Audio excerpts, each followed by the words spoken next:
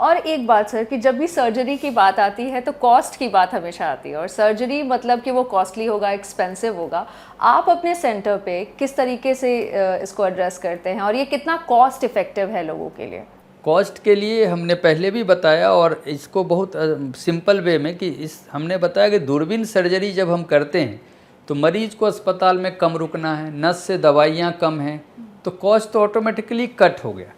अगर 7 दिन 8 दिन आप रुकते हैं और 2 दिन रुकते हैं या 4-6 घंटे पे छुट्टी हो रही तो काफ़ी कॉस्ट।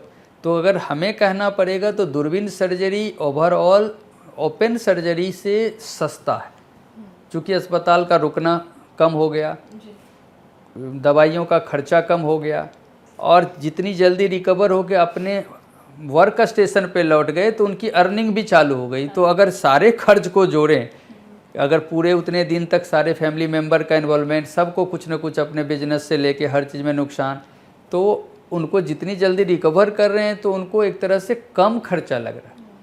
ओवरऑल जो ओपन में सर्जरी में लग रहा है या तो उतना या उससे कुछ कम।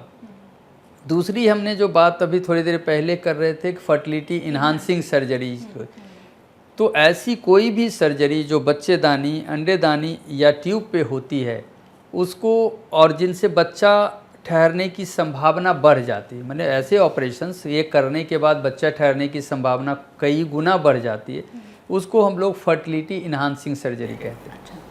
तो ऐसी सर्जरी होने से आईवीएफ जैसा कई बार महंगे इलाज से भी बचने का फ़ायदा मिलता है। तो कॉस्ट इफ़ेक्टिव के लिए ही मैं ये भी बता रहा हूँ कि ये इतना कॉस्ट इफ़ेक्टिव हुआ कि एक बार ट्यूब खुल गई दूरबीन से तो उनको नेचुरली भी बच्चा हो सकता है, कंसेक्वेटिव दूसरा बच्चा भी हो सकता है। तो एक नहीं अगर ट्यूब खुलता तो आईवीएफ करना पड़ता, तो ये तो उनको उस खर्चे में भी कम करा रहा है।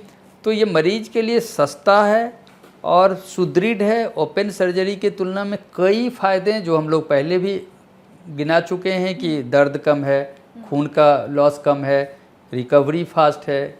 तो सारा कॉस्मेसिस कि जो महिलाओं के लिए एक इम्पॉर्टेंट है कि हम उनको डिसफिगर क्यों करें, कोई सर्जरी करके एक लंबा स्कार क्यों दें। तो ये एक भी ऐसा, मतलब कई बार हम लोगों को फाइनली कहते हैं भाई कि दूरबीन सर्जरी का एक घाटा बताओ, कि एक ऐसा चीज़ जो दूरबीन सर्जरी से ये नुकसान कोई नहीं बता सकता है। उसके फ़ायदा अनेक हैं, नुकसान नहीं है। ओपन के कंपैरिजन में हम जब बात कर रहे हैं तो फिर जब इतना फ़ायदा है तो अब और क्या चाहिए जी।